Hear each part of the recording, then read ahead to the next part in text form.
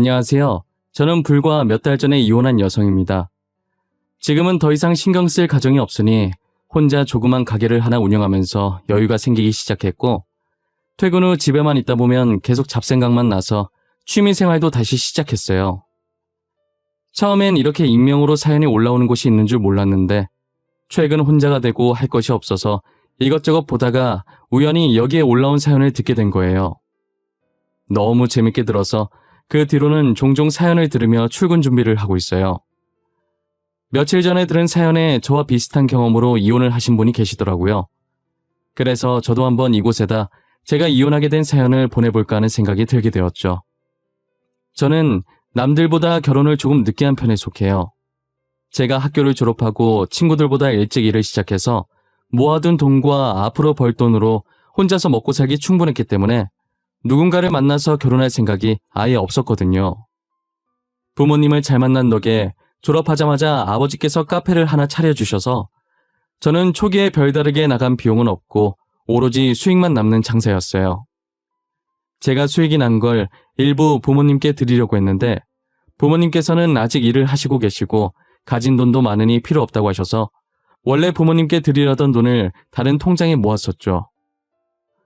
원래 달마다 넣었던 적금과 부모님 용돈을 넣은 통장까지 합하니 혼자 살기엔 충분하더라고요. 조금 더 모아서 집이나 하나 살까 싶었을 때 남자인 친구가 자기 동기 중에 괜찮은 애가 있다며 직업도 좋은데 저처럼 결혼할 생각이 없다고 가볍게 만날 사이로 소개받지 않겠냐고 하는 거예요. 저는 선 넘는 부탁 아니면 거절을 잘 못하는 성격이어서 정말 가볍게 만나보겠다고 했어요. 약속 장소에 기대도 안 하고 나갔는데 멀끔하게 생기고 옷도 잘 입은 남자가 제 앞에 서더라고요. 첫눈에 반한다는 말이 어떤 느낌인지 그때 알게 됐어요. 그 남자를 보는 순간 가볍게 만나겠다는 생각은 잊혔고 너무 긴장돼서 온몸이 굳는 기분이었어요. 상대방의 무언가를 여쭤보면 말이 생각처럼 잘 나오지 않고 본의 아니게 딱딱하게 나가더라고요. 혹시라도 제가 상대방을 별로라고 생각해서 딱딱하게 말했다고 오해하면 어떡하지 했는데 남자는 제 생각과 반대로 긴장했다는 걸 알아챘는지 편하게 친구처럼 대화를 이어가더라고요. 사소한 말에도 리액션을 엄청 잘해주셔서 저도 긴장이 서서히 풀렸던 것 같아요. 남자는 직업이 의사였는데 의사라는 자부심에 으스댈 법도 한데 전혀 그런 것 없이 겸손하고 오히려 카페 운영하는 제게 혼자서 힘들겠다면서 대단하다고 치켜 세워주더라고요. 늘 본인보다 상대방을 높이 봐주고 배려하는 모습이 너무 마음에 들었어요. 서로 결혼할 생각 없이 가볍게 만난 사이였지만 계속해서 만나다 보니 이렇게 잘 통하는 사람은 찾기 힘들겠다는 생각에 결혼까지 하게 됐어요. 처음엔 집안 차이가 너무 심해서 친정 부모님께서 저희 결혼을 반대하셨었어요. 제가 하나밖에 없는 외동딸이기도 하고 남편이 의사라는 것 말곤 보잘것없는 시댁이라 아무래도 제가 시집가서 고생만 하게 될까봐 걱정이 되셨던 거죠. 지금 아무리 시대가 많이 변했다고 하지만 여전히 시집살이를 시키는 시댁이 많으니까요. 게다가 남편은 아버지께서 병으로 일찍 돌아가시고 홀어머니를 모시고 있었거든요. 형편은 둘째치고 홀로 남은 시어머니를 제가 다 떠안아야 한다는 생각이 강하셨던 거예요. 저는 부모님께서 무엇을 걱정할지 잘 안다고, 하지만 제 성격도 만만치 않으니 괜찮을 거라고, 시댁에서 무슨 일 당하면 바로 갈라설 생각이니 걱정하지 마시라고 몇 날 며칠을 설득했어요. 제가 끈질기게 설득을 하니 자식 이기는 부모 없다고 친정 부모님께서는 제 결혼을 허락해 주셨어요. 지금 생각해보면 어른 말씀 틀린 거 없다고 부모님이 말리실 때 결혼을 하지 않았어야 했어요. 당시엔 제가 왜 그렇게까지 남편과 결혼을 하겠다고 고집을 피웠는지 모르겠어요. 부모님들을 모셔놓고 상견례를 하는데 저희 결혼 비용부터 얘기하시는 시어머니가 너무 부끄러웠어요. 겨우 부모님 설득시켜서 여기까지 왔는데 다짜고짜 돈 얘기를 하시니 저희 부모님 볼낯이 없더라고요. 사돈, 옛날부터 결혼하면 남자 쪽에서 집을 해오는 거라고 했는데 저희가 형편이 어려워서 신혼집은 좀 힘들 것 같네요. 안 그래도 딸한테 사돈 사정 들었어요. 집은 형편이 더 나은 쪽에서 해가면 되죠. 저희가 신혼집 마련할 예정이니 크게 걱정 안 하셔도 될 것 같아요. 제가 많이는 보태드릴 수 없지만 혼수 조금이라도 보태겠습니다. 아예 빈손으로 아들을 맡기는 건 예의가 아닌 것 같아서요. 혼수도 저희가 하면 되는데 사돈께서 마음이 불편하시면 그렇게 하는 걸로 할게요. 그리고 나머지 부족한 부분들은 저희 쪽에서 다 알아서 할게요. 의사 사위 맞이하는 거 흔한 일 아니니까 저희 형편 어렵다고 무시하지 않았으면 좋겠네요. 저 혼자 먹고 살기도 힘든 형편에 정말 귀하게 키운 아들이거든요. 귀하게 안 키운 자식이 어디 있겠습니까? 친아들처럼 생각할 테니까 걱정하지 마세요. 저희 딸도 사위 못지않게 귀하게 자란 아이니 사돈께서 친딸처럼 많이 아껴주셨으면 좋겠네요. 어머니들 사이에서 묘한 신경전이 오갔고 저희 아버지께서는 눈치만 보고 계셨어요. 어찌저찌 상견례를 잘 마치고 집으로 돌아오는 길에 어머니께서는 어떻게 돈부터 얘기하냐고, 누구는 자식 귀하게 안 키웠냐고, 사람이 왜 이렇게 무리하냐며 시어머니 태도에 화를 내셨죠. 생각해보면 제가 결혼 안 하려고 아무도 안 만났던 거지, 무슨 하자가 있어서 지금껏 결혼 안 한 게 아닌데 시어머니는 마치 아무도 안 데려가서 결혼 못한 저를 남편이 구해준 것처럼 얘기하셨어요. 그렇게 치면 의사식이나 되면서 지금까지 결혼 못한 남편이 더 이상한 거 아닌가요? 정말이지, 시어머니의 언행 때문에 저도 저희 부모님도 셋 다 기분이 좋지 않은 상견례였어요. 저희 부모님께서는 시어머니를 보신 뒤로 보통 성격이 아닐 거라는 걸 예상하셨어요. 평소 돈 자랑하는 사람들을 안 좋아하시던 부모님이시지만 시어머니만큼은 신혼집으로 길을 눌러놔야겠다며 이를 갈고 계셨죠. 위치도 좋고 주변에 편의시설도 많은 8억짜리 신축 아파트를 신혼집이라고 제 명의로 사주셨어요. 이 정도까지 안 하셔도 된다고 했지만 아버지께서는 제가 시댁에서 이쁨 받아야 한다고 항상 이 집을 생각하며 시어머니께 기죽지 말고 어깨 펴고 당당하게 지내라고 하시더라고요. 부모님께서 집까지 해주는데 이렇게 시댁 눈치를 보면서 결혼을 해야 하는 걸까 수없이 고민했지만 시어머니는 제가 하기 나름이니 저는 남편 하나만 보고 결혼을 계속 진행했었죠. 저희 신혼집이 시댁이랑은 조금 멀고 친정이랑 차로 10분 거리로 가까웠어요. 아버지께서 일부러 시어머니가 저희 집에 오시지 못하게 친정과 가까운 곳에 집을 얻어다 주신 거예요. 하지만 아버지의 생각과는 다르게 시어머니께서는 신혼집을 제 집인 양 매일 같이 찾아오셨죠. 거기다 갖은 핑계를 대며 늦게까지 있다가 나중엔 집이 멀다는 핑계로 자고 갈 때가 많았어요. 시어머니를 피하려다가 졸지에 저희 집에 자고 갈 명분을 쥐어준 셈인 거죠. 일주일 중 5번을 자고 가시니 이게 분가를 한 건지 합가를 한 건지 모르겠더라고요. 게다가 제가 친정이랑 가까운 곳에 카페를 하고 있었으니 당연히 신혼집과도 가까웠고 시어머니께서는 허구한 날 친구들을 데리고 오셔서 죽치고 앉아 계셨었어요. 며느리 가게 도와준다고 사서 먹는 것도 아니고 며느리 가게니 편하게 와서 얻어먹으라고 하시면서 제게 친구분들을 한 분 한 분 소개해주면서 얼굴 기억해놓고 커피 달라고 하면 주라고 하시는 거예요. 힘든 형편에 늘 얻어먹던 시어머니가 잘난 며느리 내세워 돈 좀 있는 친구들 사이에서 기 좀 펴고 살고 싶어서 저러나 싶어서 하라는 대로 해드렸었어요. 그런데 한두 명도 아니고 매일같이 찾아와서 얻어먹고 다른 손님들 못 받게 하루 종일 카페에 죽치고 앉아있으니 제가 그 꼴을 보고 스트레스가 받는 거예요. 차라리 제 돈 내고 사 먹으면서 하루 종일 앉아있으면 아무 말도 안 하겠어요. 그 정도 시간이면 손님을 여럿 더 받을 수 있는데 사 먹으면서 저렇게 앉아있어도 매출에 영향 갈 판에 돈도 쥐뿔도 안 내면서 공짜 커피 한 잔씩 들고 저러고 있으니 속에서 얼마나 열불이 나겠어요. 거기다 말로는 난처한 척 시켜도 되나 하시면서 막상 고를 땐 비싼 것만 시키는 게 왜 이렇게 얄밉던지요. 저는 3달 정도 참다가 도저히 이대로는 안 될 것 같아서 남편한테 시어머니 얘기를 했어요. 그런데 제 말을 들은 남편 반응이 더 어이가 없더라고요. 여보, 어머님 좀 어떻게 해봐. 계속 친구들 모시고 카페에 오셔서는 하루 종일 있다가 가셔. 돈도 안 내시면서 점심때부터 와서 마감 전까지 있으신다니까? 지금 3달째 그래. 자제해달라고 해줘. 그래? 근데 그렇다고 어머니한테 돈 달라고 할 순 없잖아. 시어머니한테 너무 야박한 거 아니야? 당신은 우리 어머니한테 공짜로 커피도 하나 안 줘? 내가 지금 어머님한테 커피 공짜로 주는 게 싫어서 당신한테 뭐라 하는 거겠어? 친구분들 커피까지 싹 다 공짜로 달라고 하신다니까? 그게 돈이 얼마인지는 알아? 어머니가 친구들 사이에서 기준 펴고 싶나 보지.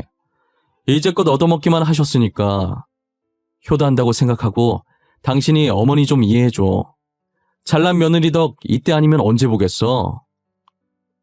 지금 당신은 어머님 기 살리는 것만 중요해? 가게가 어떻게 되든 신경도 안 쓰는 거야?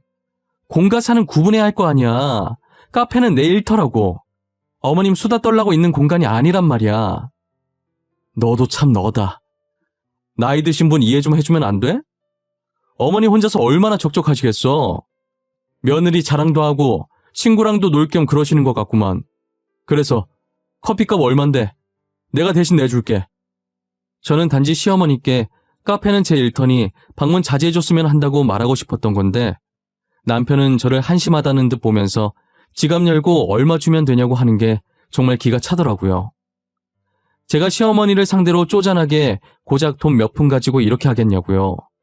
돈도 돈이지만 하루 종일 있으면서 카페 전세라도 낸 것 마냥 어찌나 시끄럽게 하던지 손님들이 깔깔거리며 떠드는 시어머니 일행을 눈살 찌푸리며 보는 게 한두 번이 아니에요.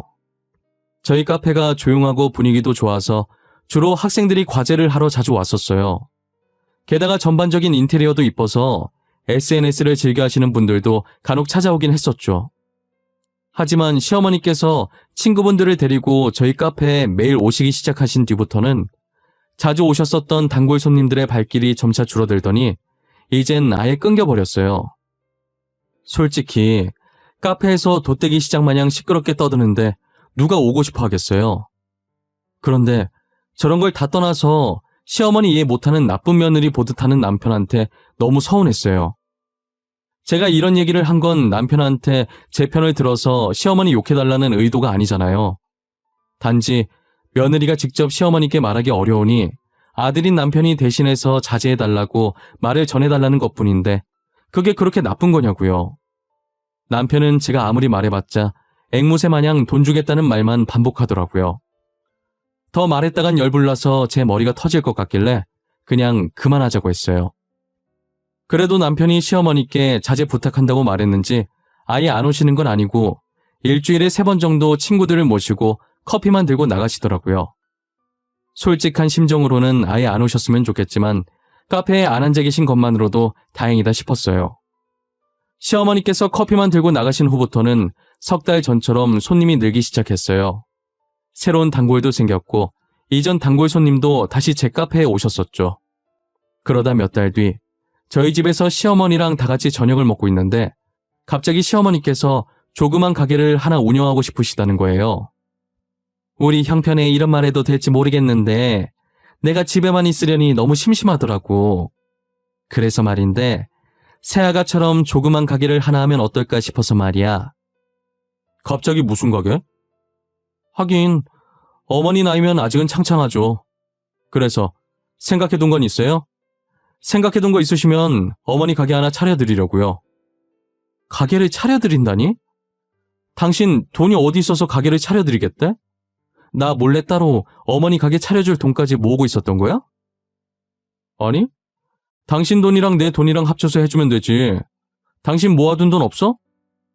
어머니 그동안 남 밑에서 일하느라 고생하셨는데 이 정도는 해드려야지. 아니 잠시만. 당신 잠깐 안방에서 나 좀 봐. 내가 돈 보탠다고 한 적도 없잖아. 왜 내 상의도 없이 당신 마음대로 덜컥 해드린다고 그래? 나는 돈 못 줘. 우리 어머니 그동안 고생만 하셨는데 그 정도도 못 해주는 거야? 그럼 어쩔 수 없이 우리 본가 팔고 가게 하나 해야겠네. 아니, 당신 키우느라 고생하신 건데 당신이 알아서 가게 차려줘야지. 그리고 시댁 팔면 어머니는 어디서 살라는 거야? 설마 우리 집에서 모시자고 하는 건 아니지? 집 팔면 당장 주무실 곳도 없는데 당연히 우리가 모셔야지. 우리 집에서 못 모실 건 뭐야? 혼자 남은 늙은이 불쌍하지도 않아? 나는 싫어. 그렇게 불쌍하면 당신이 나가서 모시고 살아. 나는 여기서 혼자 살 거니까. 나는 절대 안 된다고 했어. 어? 진짜 안 돼. 어머니 집 팔 거면 그 돈으로 둘이서 나가 살아. 저는 남편한테 시어머니를 모시는 것에 대해 완강하게 안 된다는 의사표시를 했지만 남편은 제 말을 싸그리 무시하고 시어머니의 짐을 챙겨 저희 집으로 모셨더라고요. 한두 번도 아니고 제 말을 듣는 척도 안 하고 마음대로 행동하는 남편한테 너무 화가 났어요. 이런 말은 진짜 안 하려고 했지만 돈도 쥐뿔도 없는 집안 받아줬더니 자기들 주제도 모르고 계속 저를 무시하는 태도가 정말 마음에 안 들더라고요. 거실에 쌓여있는 시어머니의 짐을 보는 순간 얼마나 짜증이 났는지 몰라요. 시댁을 팔러 간 건지 아니면 이미 팔고 가게를 계약하러 간 건지 둘은 집만 놔두고 다시 나가더라고요. 저는 그 둘이 나간 틈을 타서 남편 짐을 미친 듯이 싸서 시어머니 짐과 함께 밖에 내놨어요.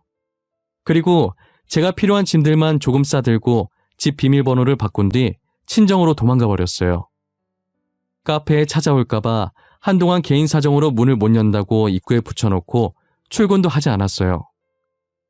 저는 남편이 다니던 병원에 합의 이혼 서류를 보냈는데 남편은 절대 이혼 안 해줄 거라고 버티더라고요.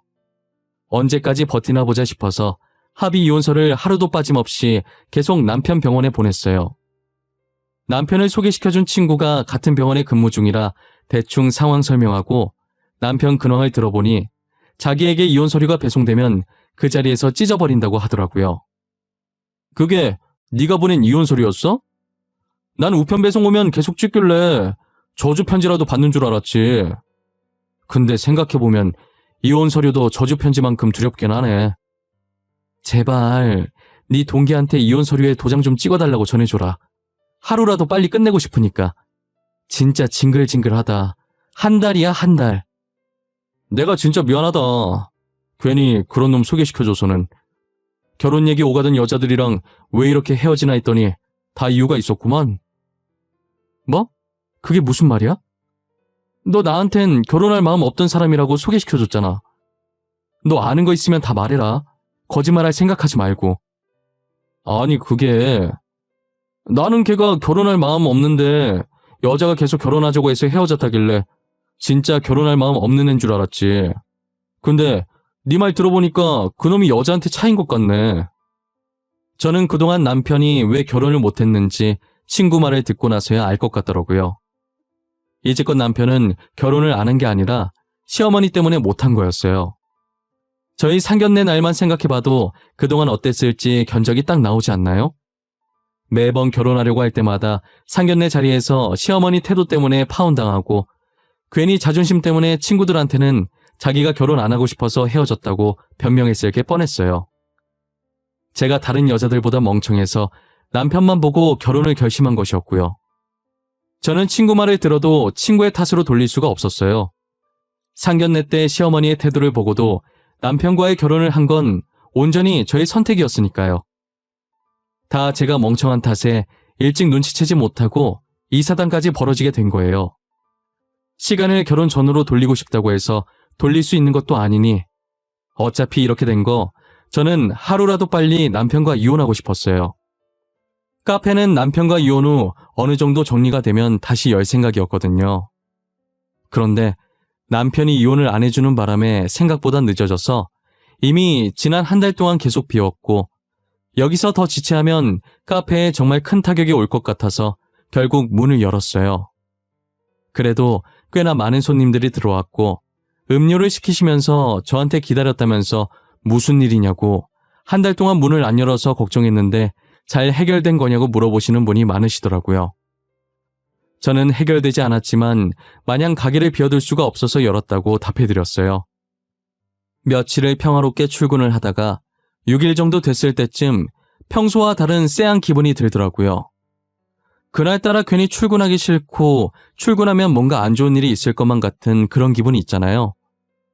카페를 향하면서도 찝찝한 느낌에 다시 집으로 돌아갈까 하는 생각을 많이 했었던 것 같아요. 결국 출근을 하긴 했는데 여자의 촉은 무서운 거라고 저는 제 촉을 믿고 출근하지 말았어야 했어요. 아니, 어쩌면 출근한 덕분에 남편과 이혼할 수 있었던 것 같기도 해요. 제가 찝찝한 기분을 안고 일을 하고 있다가 3시였나 4시쯤에 무심결에 입구 쪽을 봤는데 성난 황소마냥 콧바람을 씩씩거리며 제 쪽으로 다가오는 시어머니가 보이더라고요. 순간 시어머니를 보고 정신이 멍해져서 피할 생각도 못하고 그대로 시어머니께 머리채가 잡혔어요. 나이가 저보다 한참 많으시면서 뭘 먹고 그렇게 소나기에 힘이 센 건지 제 머리채를 잡은 채로 흔들기 시작하는데 너무 아픈 거예요. 그러더니 손님들 다 들으라는 식으로 크게 소리치더라고요. 제가 시어머니 말을 들으면서 얼마나 어이가 없었는지 몰라요. 이보세요, 동네 사람들. 인연이 글쎄 CM이랑 남편 알기를 개떡같이 알고 우리 집 다 빼놓고 지 혼자 도망가 버렸어요. 그래놓고 이렇게 태평하게 장사를 하고 있어? 제 집인데 제 허락도 없이 들이닥치고 매일같이 제 카페에 와서 민폐 끼친 게 누군데요. 그래서 제가 이혼 서류 보냈었잖아요. 이혼 도장을 한 달째 안 찍어주면서 저한테 왜 그러세요? 뭐? 저한테 왜 그러세요? 네가 지금 그걸 몰라서 물어? 네가 빈털터리로 CM이랑 남편 쫓아내놓고 그런 소리가 나와? 제가 어머님 집 팔지 말라고 말했는데 제 말 안 듣고 남편이랑 둘이서 마음대로 하셨잖아요. 저는 분명히 어머니 집 팔 거면 둘이서 나가 살라고 그이한테 얘기했다고요. 인연이 아직도 정신을 못 차리고 그래서 네가 지금 잘했다는 거냐? 어? 우리 집 우리가 마음대로 팔겠다는데 네가 뭐 보태줄 거라도 있어? 저희 집도 부모님이 사주신 거고 어머님이랑 그이가 보태준 거 하나도 없잖아요. 그래서 제 마음대로 한 게 뭐가 잘못이에요? 어머님이 해주신 혼수도 같이 놔드렸잖아요. 시어머니는 제 머리채를 잡고 흔들고 소리치고 손님들은 영상 찍고 카페는 그야말로 난장판이었어요. 여기서 저희 싸움을 말려줄 사람은 단 한 명도 없다는 걸 느꼈고 저는 카운터 쪽으로 손을 뻗었어요.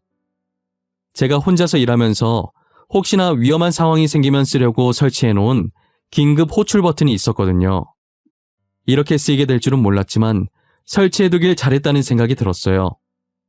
얼마 지나지 않아 경찰이 출동했고 경찰은 제 머리채를 잡고 있는 시어머니를 떼어놓으려고 했어요. 하지만 어찌나 세게 잡고 있는지 무력으로 뗐다간 제 머리카락이 남아나질 않을 것 같아서 경찰도 쉽게 시어머니를 떼어놓지 못하더라고요. 한동안은 머리채 잡힌 상태로 어정쩡하게 서 있었는데 경찰도 안 되겠다 싶었는지 계속 이러고 있으면 경찰서로 연행할 수밖에 없다고 하자 손을 놓으시더라고요.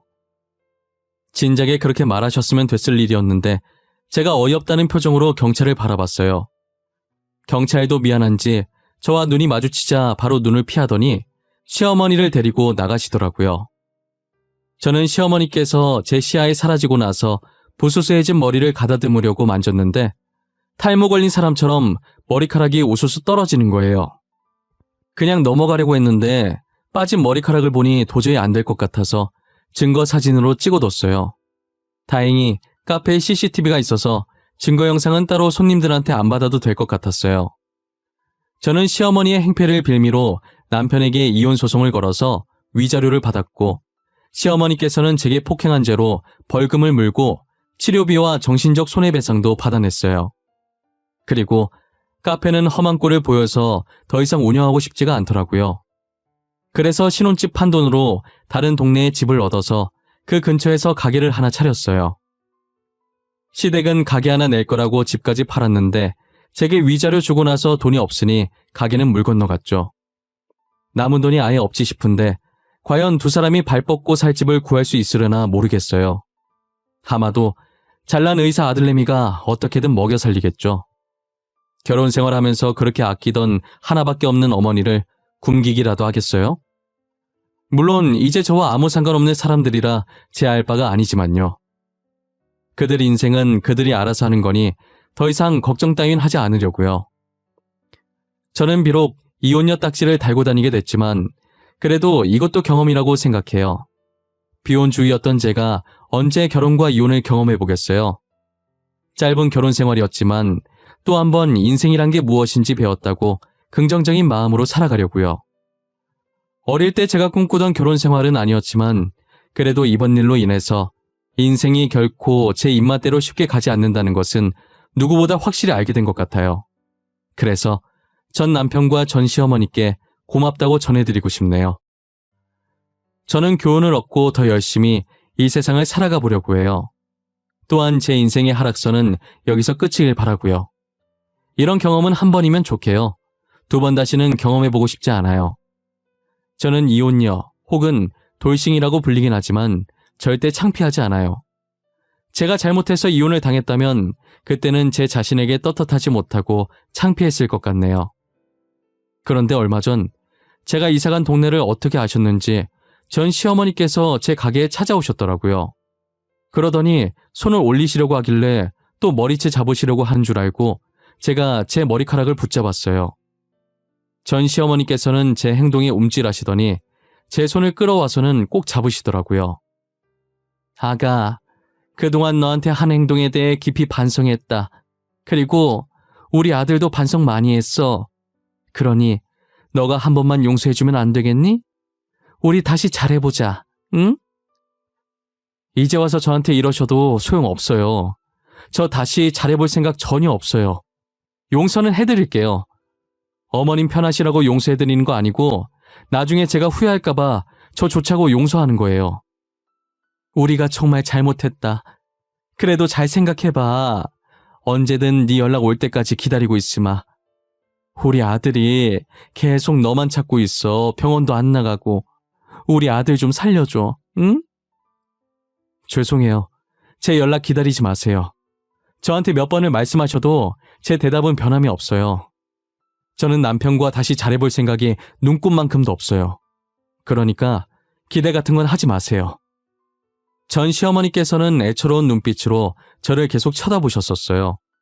하지만 제가 잡혀있던 손을 빼고 눈을 피하자 힘없는 걸음으로 나가시더라고요.